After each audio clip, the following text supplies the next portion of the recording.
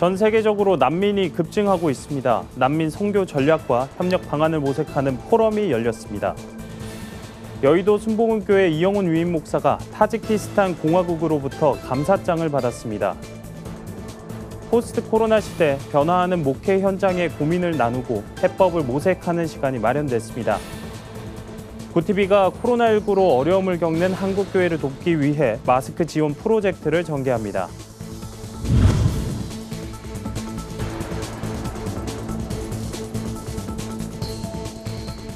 여러분 안녕하십니까? 구티비 뉴스입니다. 유엔 난민기구에 따르면 내전과 재해 등으로 갈 곳을 잃은 전 세계 강제 이주민이 8천만 명에 육박하고 있는 것으로 나타났습니다. 난민 위기가 세계적 문제로 부상한 가운데 난민 선교 현황을 공유하고 협력 방안을 모색하는 포럼이 열렸습니다. 김민주 기자가 취재했습니다. 유엔 난민기구에 따르면 내전과 자연재해, 극심한 경제난 등으로 발생한 강제 이주 난민은 약 7,950만 명, 지난 70년간 집계 역사상 최고치입니다.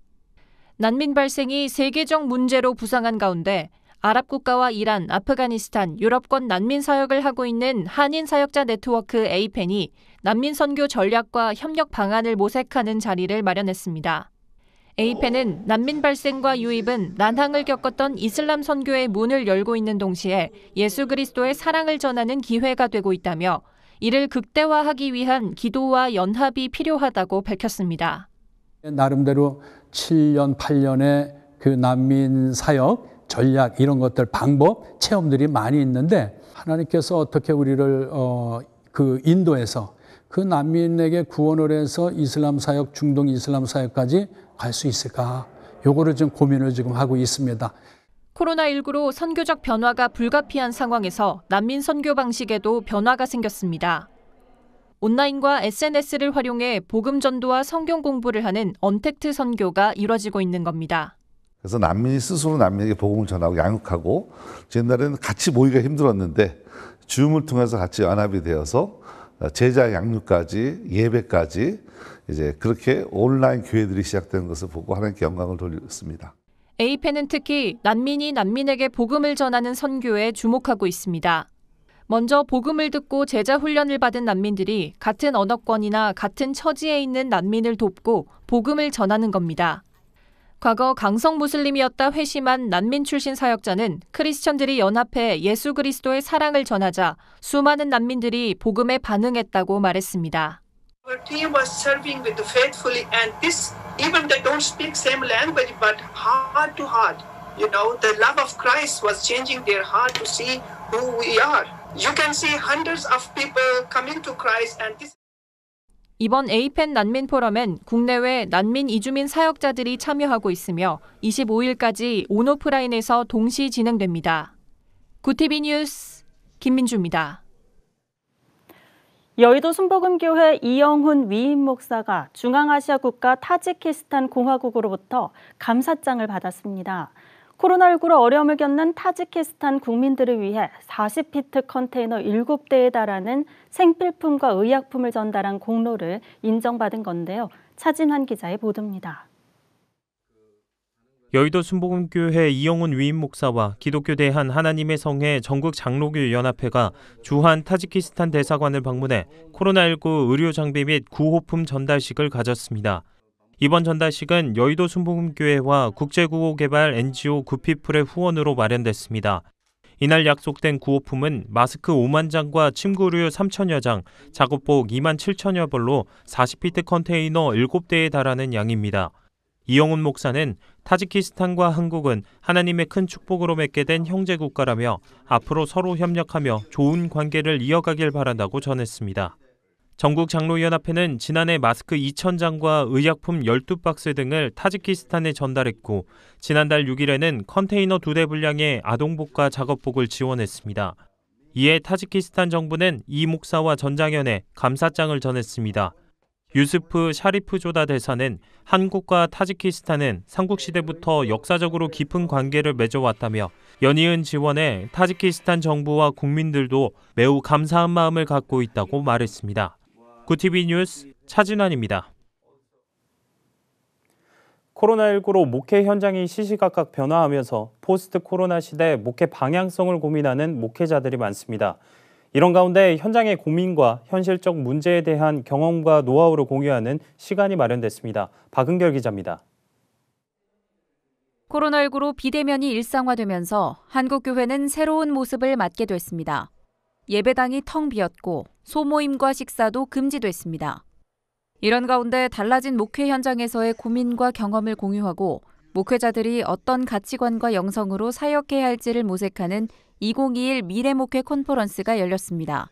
이번 컨퍼런스에선 12명의 목회자가 강사로 나서 공공선교, 온라인 목회, 선교적 영성, 포스트 코로나 시대의 전도 등의 주제를 다뤘습니다. 첫 강의자로 나선 포도나무교회 여주봉 목사는 이럴 때일수록 교회가 근본적인 십자가 복음으로 돌아가야 한다며 하나님과의 친밀한 교제를 바탕으로 신앙을 회복해야 한다고 강조했습니다. 성경이 말한 진정한 하나님께서 의도하신 교회로 세워지게 될 때, 하나님 관계 회복되질 때 성도의 삶 속에, 개인의 삶 속에 놀라운 변화가 일어납니다. 하나님께서 이 시대에 우리의 오는 세대들과 열방을 하나님께로 돌이키려고 작정하고 계십니다. 코로나19 대유행이 만든 비대면 사회에서 사람들을 연결하는 수단인 온라인 플랫폼에 대해 목회자의 적극적인 지도가 필요하다는 목소리도 나옵니다. 건강한 교회로서의 본질적인 부분들을 추구하면서 그 본질을 담아내는 문화와 세상을 이해할 필요가 있습니다. 온라인뿐만 아니라 또 오프라인을 겸한 하이브리드식 목회가 필요한 시대라고 말할 수가 있겠죠. 미래목회 네트워크는 이 시간을 통해 목회자들이 지혜를 얻어 코로나19를 뛰어넘는 새로운 부흥의 장을 열어갈 수 있길 소망했습니다. 구티비 뉴스 박은결입니다. 코로나19가 장기화하면서 실내외 마스크 착용이 필수가 됐습니다. 하지만 일부 목회자와 성도들은 마스크를 구입하는 것마저 쉽지 않은 상황이라고 합니다. 구티비가 이들을 돕기 위해 마스크 지원 프로젝트를 시작했습니다. 한혜인 기자입니다. 서울 마포구 고층 빌딩 건너편의 골목길. 차 한 대가 겨우 지나갈 듯한 길 모퉁이에 황정희 씨의 반지하 집이 있습니다. 문을 열고 계단으로 내려가면 냉장고 놓을 곳도 없는 작은 부엌이 보입니다. 부엌과 이어진 방 하나. 이곳에서 황정희 씨는 딸과 생활하고 있습니다. 정부 지원금으로 생계를 이어가는 황 씨의 사연이 알려지면서 구티비는 마스크 지원 프로젝트 대상자로 황 씨 가족을 선정했습니다. 항상 잘 쓸게요.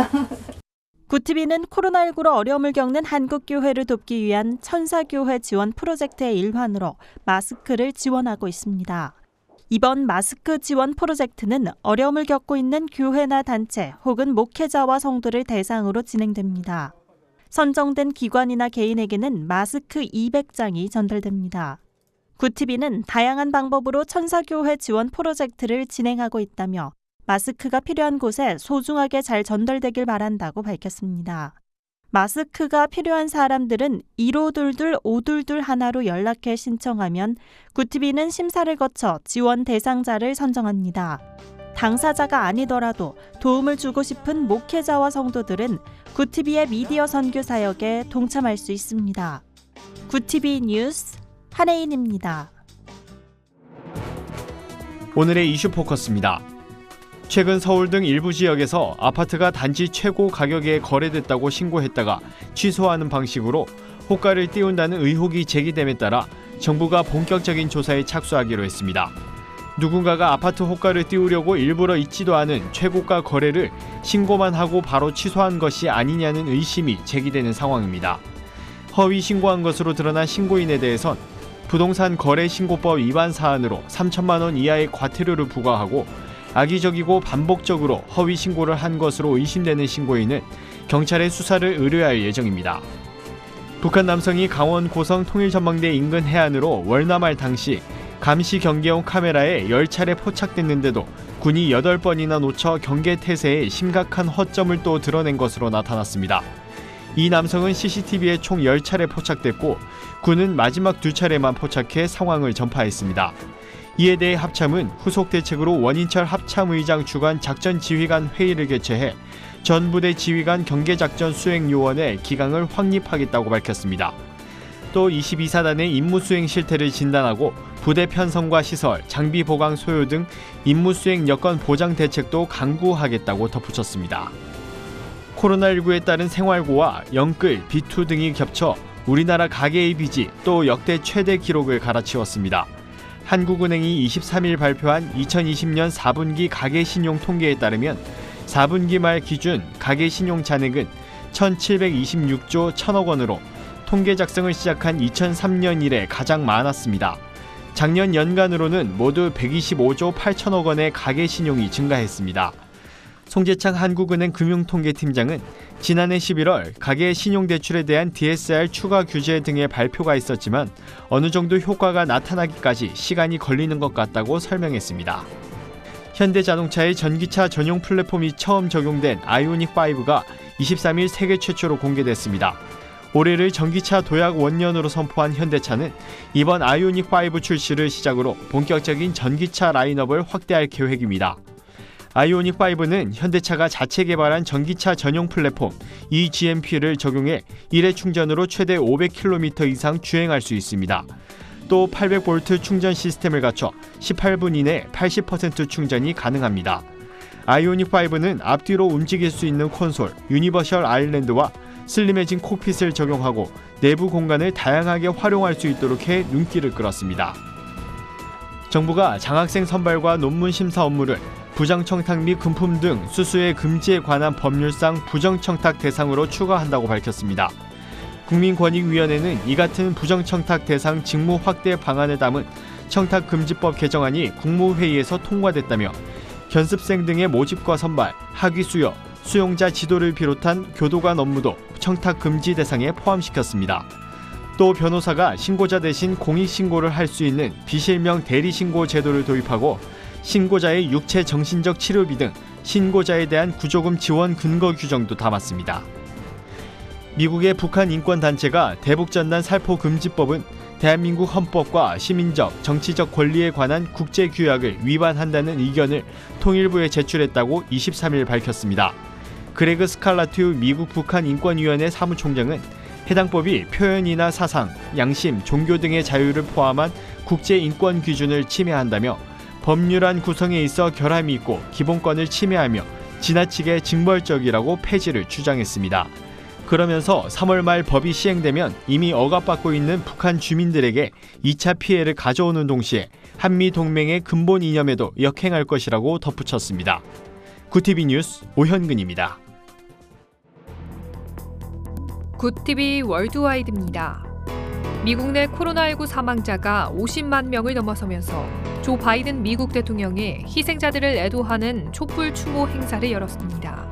바이든 대통령은 부인 질 바이든 여사와 촛불 추모 행사에 참석한 뒤 이들을 기리기 위한 묵념의 시간을 갖고 연방기관에는 조기를 걸도록 지시했습니다. 바이든 대통령은 이번 대유행으로 인한 사망자 수가 제1차 세계대전과 2차 세계대전, 베트남 전쟁을 합친 것보다 사망 수가 더 많다며 정말 암울하고 가슴 아픈 이정표라고 애도했습니다. 세계보건기구 사무총장이 일부 국가의 코로나19 백신 선점을 비판하며 선진국의 기부를 촉구했습니다. 테오드로스 아드하놈 거브르예수스 WHO 사무총장은 프랑크 발터 슈타인마이어 독일 대통령과 온라인으로 회담한 뒤 백신 공동구매 배분을 위한 국제 프로젝트인 코백스 퍼실리티 백신 물량이 부족하게 됐다며 이같이 말했습니다. 거브르예수스 사무총장은 모든 곳에서 바이러스를 퇴치하지 못한다면 전 세계적으로 물리칠 수 없다며 백신을 공평하게 분배할 것을 강조했습니다. 일본 정부가 다케시마의 날 행사를 계기로 독도는 일본 땅이라는 억지 주장을 되풀이해 논란이 예상됩니다. 일본 정부 대변인 가토가스노부 관방장관은 다케시마는 역사적 사실에 비춰도 국제법상 명백한 일본 고유의 영토라고 주장했습니다. 이에 우리 외교부는 일본 정부가 독도에 대한 부질없는 도발을 반복하고 있는 데 대해 강력히 항의하며 해당 행사를 즉각 폐지할 것을 다시 한번 엄중히 촉구한다고 밝혔습니다. 중국이 연례 최대 정치 행사인 양회를 앞두고 행사 장소인 수도 베이징으로 유입되는 우편물에 대해 보안 검사를 강화하기로 했습니다. 관영 매체 글로벌타임스에 따르면 중국 국가우정국은 25일부터 베이징으로 들어가는 우편 택배에 대해 2차례 안전검사를 실시할 방침이라고 밝혔습니다. 이에 따라 운송 보안 업무에 공안과 국가안전부가 투입되며 운송업체들은 수취자 실명 확인 및 우편물 검사 등을 강화할 예정입니다. 미국 재무부가 미얀마 군부 쿠데타에 연루된 인사 2명을 추가 제재했습니다. 재무부는 버마 쿠데타에 책임이 있는 군부와 연루된 2명을 제재했다며 이들 조치는 버마 치안 당국의 평화적 시위대 사살에 대응한 것이라고 발표했습니다.